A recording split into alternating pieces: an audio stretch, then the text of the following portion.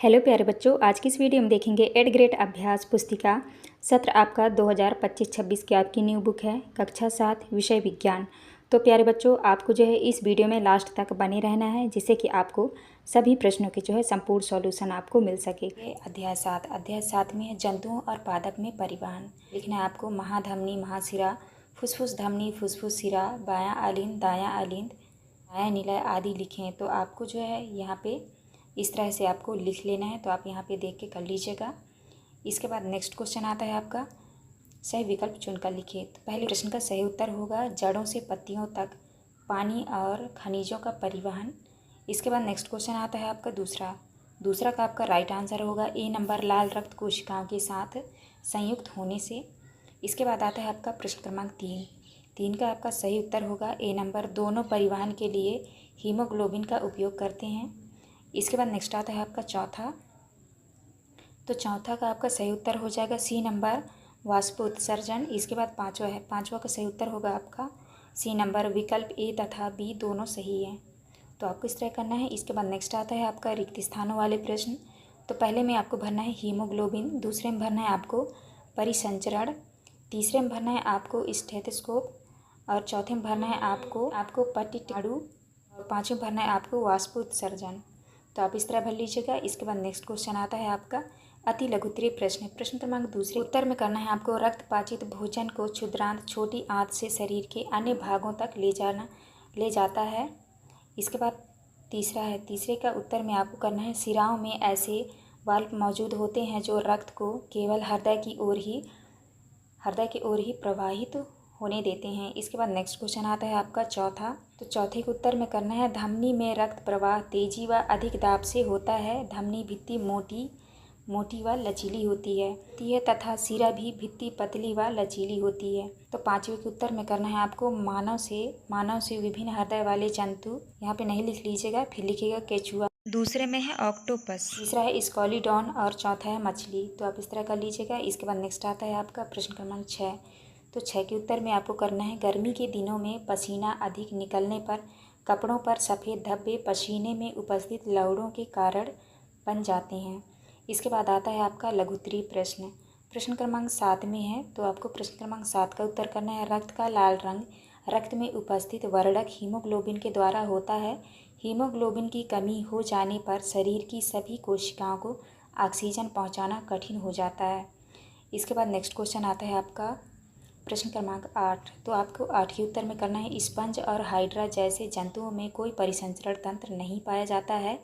जिस जल में वे रहते हैं वहाँ उनके शरीर में प्रवेश करके उनके भोजन और ऑक्सीजन की आपूर्ति कर देता है। इसके बाद नेक्स्ट क्वेश्चन आता है आपका प्रश्न क्रमांक 9। तो 9वें के उत्तर में आपको करना है मानव शरीर में अपशिष्ट पदार्थ मल मूत्र पसीना इत्यादि को शरीर से बाहर निकालना उत्सर्जन कहलाता है। यदि यह क्रिया रुक जाए तो मानव की जीवित रहने की संभावना कम हो जाती है। इसके बाद आता है आपका प्रश्न क्रमांक 10। प्रश्न क्रमांक 10 के उत्तर में आपको करना है धमनियां शरीर में ऑक्सीजन युक्त रक्त वितरित करती हैं। इसी प्रकार से फ्लोएम पत्तियों से पौधों के अन्य भागों तक भोजन और अन्य पोषक तत्वों को ले जाता है। इसके बाद नेक्स्ट आता है आपका प्रश्न क्रमांक 11। तो 11 में है उपरोक्त दिए गए पौधों में से किस पौधों में वाष्पोत्सर्जन की क्रिया तीव्र गति से होगी और क्यों।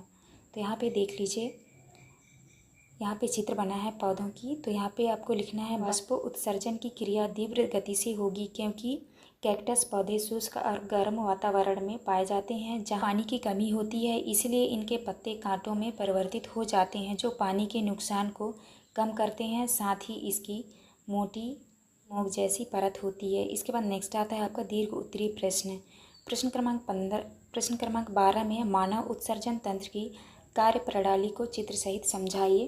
तो चलिए प्रश्न क्रमांक 12 का उत्तर देखते हैं। यहाँ पे आपको लिखना है मानव उत्सर्जन तंत्र शरीर से अपशिष्ट पदार्थों को बाहर निकालने का कार्य करता है। इसमें मनुष्य अंग गुर्दे किडनी होते हैं जो रक्त से विषैले और अनावश्यक पदार्थों को छानते हैं और उन्हें मूत्र के रूप में निकालते हैं। मूत्रवाहिनी मूत्र को गुर्दा से मूत्राशय तक ले जाती है जहाँ यह अस्थायी रूप से संग्रहित होता है।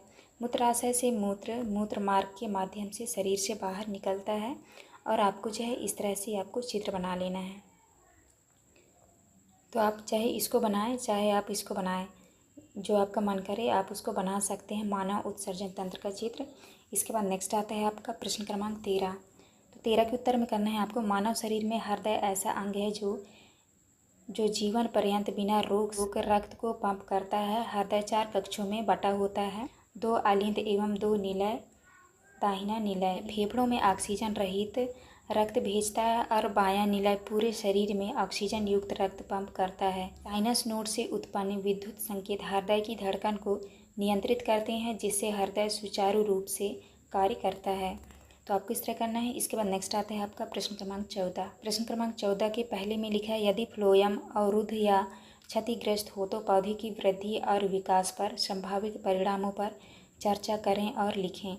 तो आपको प्रश्न क्रमांक 14 के पहले का उत्तर जो है आपको यहाँ से देख के इस तरह से आपको लिख लेना है आपको।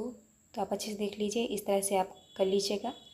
इसके बाद नेक्स्ट आता है आपका 2 नंबर। 2 नंबर में जाइलम क्या है, यह पौधों की वृद्धि तथा विकास में किस प्रकार सहायक है, चर्चा करें एवं लिखें। तो आपको यहाँ पे जाइलम के बारे में आपको इस तरह से कर लेना है, तो आप कर लीजिएगा। इसके बाद नेक्स्ट क्वेश्चन आता है आपका प्रश्न क्रमांक 15। 15 में परिसंचरण तंत्र की व्यवस्था का सचित्र वर्णन कीजिए। तो आपको इस तरह से लिख लेना है। इसके बाद जो है आपको इस तरह से आपको चित्र भी बना लेना है, तो आप इस तरह से चित्र बना लीजिएगा। यहाँ पे लिखा है दायां अलिंद दायां निलय, बायां अलिंद बायां निलय। तो आपको इस तरह से आपको चित्र भी बना लेना है। इसके बाद नेक्स्ट आता है आपका प्रोजेक्ट 1।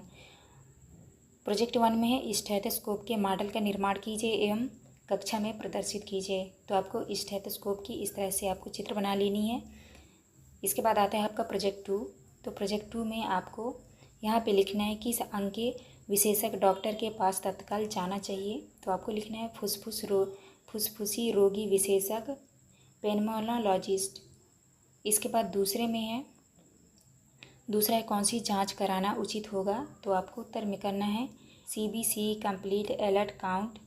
तीसरा है क्या क्या सावधानियां रखनी चाहिए। तो आपको करना है शीघ्र चिकित्सक को दिखाएं। तीसरा है भुनी चीज़ों का सेवन ना करें। तीसरे में गर्म पानी पीते रहें। तो आपको इस तरह करना है। ये था आपका लास्ट क्वेश्चन। यहाँ पे हमारी वीडियो कंप्लीट होती है। वीडियो अच्छी लगी हो तो प्लीज़ हमारे चैनल को लाइक एंड सब्सक्राइब करिएगा। मिलते हैं अब नेक्स्ट वीडियो में।